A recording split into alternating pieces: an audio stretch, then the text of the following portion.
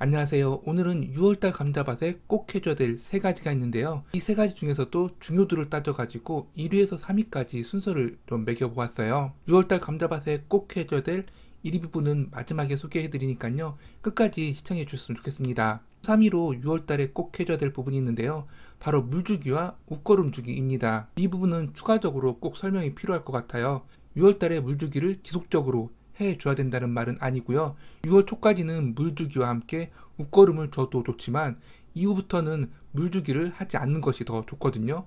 그 이유라고 한다면 감자뿐만 아니라 대부분의 작물이 수확 직전에는 물을 주지 않기 때문에 자연비만을 활용해 가지고 감자 재배를 마무리해 주셔야지만이 감자 특유의 맛도 더 들고 그리고 저장성도 좋아지니까요. 자연비의 경우에는 어쩔 수 없지만 수확을 앞둔 감자밭에 물을 줄 이유는 없습니다. 그렇지만 6월 초 같은 경우에는 감자가 아직 덜 들어서 있는 상태이기 때문에 혹시라도 봄 가뭄이 이어지고 있다고 한다면 꼭 물을 한 차례 정도라도 주시면 좋아요. 그리고 이때 웃거름을 함께 주시면 더 좋은데요. 물론 웃거름 같은 경우에도 5월달 감자꽃이 피었을 때 주면 참 좋지만 이렇게 물을 줄 때 함께 웃거름을 주면 좋거든요. 그리고 이렇게 늦게 웃거름을 줄 경우에는 고형 비료가 아닌 액비 형태를 주시면 좋은데 특히나 집에서 직접 만든 액비가 있다고 한다면 물을 줄 때 고랑이 함께 넣어주시면 좋습니다. 그리고 이 웃거름 같은 경우에는 너무 늦게 줬기 때문에 감자에 온전히 흡수되지는 않을 수 있어요. 그럼에도 불구하고 6월 초에도 이렇게 고랑에다가 웃거름을 주면 좋다라고 말씀드리는 이유라고 한다면 단순히 감자의 영양분을 공급하는 것뿐만 아니라 감자를 수확하고 다음 작물을 돌려주기 할 때 톱밥 비옥도를 높여줄 수 있다는 장점을 가지고 있거든요. 그렇기 때문에 물을 줄 때 웃거름을 함께 주셔도 좋습니다. 물론 웃거름과 물주기 둘 중에 하나만을 선택해야 된다고 한다면 당연히 물주기만 진행하셔도 상관이 없습니다. 2위로 북주기인데요. 북주기 같은 경우에는 작물의 하단부에다가 흙을 덮어주는 행위를 말하는데요. 이 경우에도 추가적인 설명이 필요할 것 같아요. 어떤 경우에는 북주기가 필요하지 않고 또 어떤 경우에는 꼭 북주기를 이 시기에 해줘야 되는데요. 우선 비닐 멀칭을 했다라고 한다면 북주기를 하지 않고 그대로 재배를 이어가시면 돼요.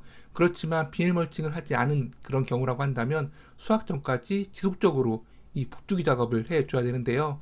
그 이유라고 한다면 감자 같은 경우에는 고구마와 달리 덩이 줄기 작물이에요. 이런 이유에서 감자가 땅속 깊이 들어서기보다는 두둑 상단에 감자가 달리는 경우가 참 많이 있거든요. 이렇게 두둑 상단에 감자가 들어서게 되고 자연비를 몇 차례 맞거나 또는 물주기 과정에서 감자가 상부로 노출되는 경우가 발생하거든요. 그러면 그대로 빛을 받아가지고 감자가 녹색으로 변하고 그리고 이렇게 녹색으로 변한 감자는 식용할 수가 없거든요. 독성 성분인 솔라린 성분이 들어가 있기 때문에 이렇게 녹색으로 변한 감자는 상품성이 떨어지고 식용할 수 없어서 이런 현상을 막기 위해서 지속적으로 북주기 작업을 진행해 주셔야 됩니다. 그런데 검은색 비닐 멀칭을 한 경우라고 한다면 두둑 상단으로 감자가 돌출됐다 하더라도 검은색 비닐 멀칭이 빛을 차단해주는 그런 역할을 해요. 그렇기 때문에 비닐 멀칭을 한 경우라고 한다면 북주기 할 이유가 없고요. 비닐 멀칭을 하지 않은 그런 경우라고 한다면 수확 직전까지 지속적으로 이 북주기 작업을 해 주셔야 됩니다. 6월달 감자밭에 꼭 해줘야 될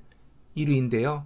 바로 수확하기예요. 감자는 수확 시기를 놓치게 되게 되면 저장성이 현저히 떨어지는 그런 특징을 가지고 있는 작물이고 더욱이 수확 시기를 놓쳐서 장마 기간 중에 감자를 수확할 경우에는 장맛비에 감자가 썩을 수 있기 때문에 이 수확 시기를 꼭 확인하고 적절한 시기에 수확 진행해 주셔야 됩니다.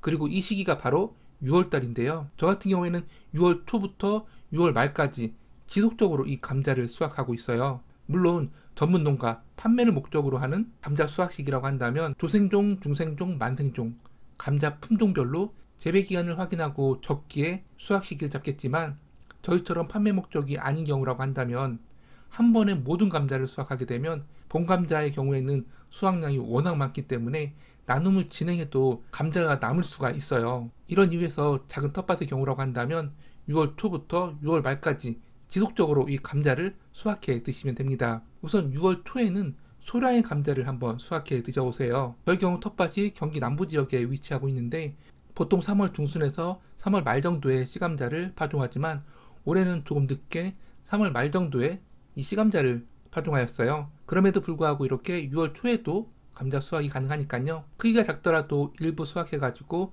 드셔도 좋습니다. 이렇게 소량씩 감자를 수확해 드시고 6월 중순에서 장마 전까지 모든 감자를 수확해 드시면 되고요. 그리고 작은 텃밭의 경우, 그리고 비물증을 한 경우라고 한다면 7월 초까지도 이 감자를 수확해 드실 수 있으세요. 3월 말까지 감자를 심지 못하고 4월 초나 4월 중순에 이렇게 늦게 감자를 심었다고 한다면 감자가 많이 들어서지 못했을 가능성이 높기 때문에 장마 초입까지 감자를 키워가지고 수확하는 방법입니다. 그렇지만 멀칭을 하지 않은 경우라든지 아니면 텃밭 규모가 어느 정도 된다고 한다면 7월 초 수확보다는 웬만하면은 지역별로 장마가 시작되기 전에 모든 감자를 수확해 주시는 것이 바람직합니다. 또 다른 방법으로 감자 수확 시기를 알 수 있죠. 바로 감자잎과 감자 줄기가 누렇게 변해서 쓰러졌을 때 이 감자를 수확해 주시면 되는데요. 그런데 봄 가뭄이 조금 심한 경우라고 한다면 6월 초부터도 감자잎과 줄기가 푹푹 쓰러지는 그런 경우를 종종 볼 수가 있어요. 그런 경우라고 한다면 잎과 줄기가 쓰러졌다라고 해도 바로 수확 진행하면 안 되고요. 2주에서 3주 더 기다렸다가 이 감자를 수확해 주셔야 됩니다. 그렇기 때문에 감자잎과 줄기가 누렇게 변해서 쓰러졌다?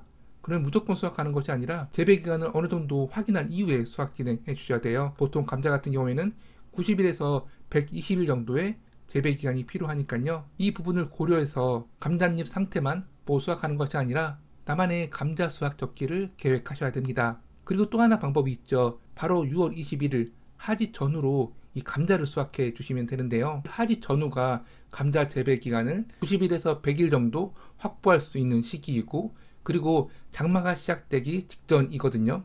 중부지역 기준으로 했을 때 10년 평균 장마가 시작된 날이라고 한다면 6월 25일 정도이거든요. 그렇기 때문에 하지에 이 감자를 수확한다고 한다면 장마 전에도 수확할 수 있고, 그리고 충분한 재배 기간도 확보할 수 있기 때문에 절기를 본다라고 한다면 감자 수확 시기는 하지라고 볼 수 있습니다. 저희 텃밭 기준으로 해서 6월달 감자 수확에 대한 이야기를 좀 더 해볼게요.